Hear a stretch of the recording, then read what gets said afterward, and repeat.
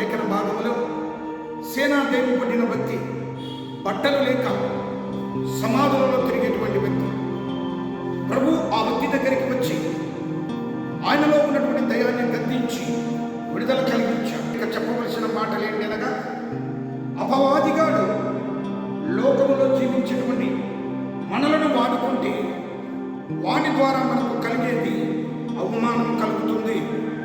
మన విలువలన్నీ దిగజారిపోతాయి, మన బ్రతుకులన్నీ చిన్నాభిన్నమైపోతాయి, మనకున్నటువంటి మంచి మంచి పేర్లు హోదాలన్నీ కూడా మన నుండి దూరం అయిపోతాయి.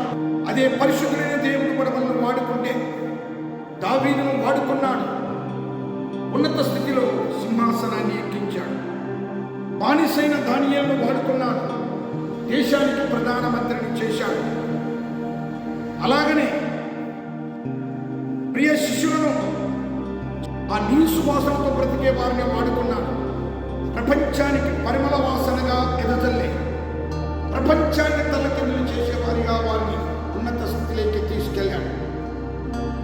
యోసేపును వాడుకున్నాడు, ఉన్నత స్థితిలో ప్రధానిని చేశాడు.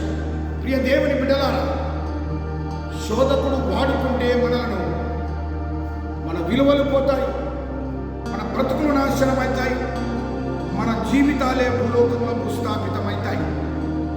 సేనాదైవం పట్టిన వ్యక్తిని వాడుకుని బట్టలు లేకుండా, కుటుంబము లేకుండా ఆ జీవితము చిన్నాభిన్నమై అవమానపరచబడే రీతిగా జీవితము చూశాడు.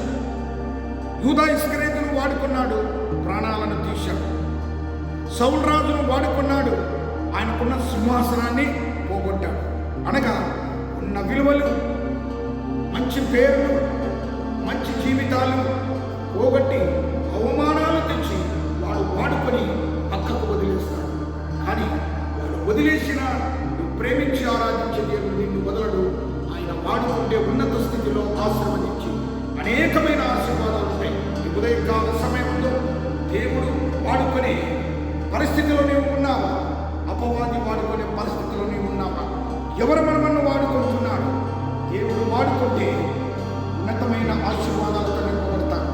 శోధకుడు వాడుకుంటే మన జీవితాలే దుస్థాపితమవుతాయి.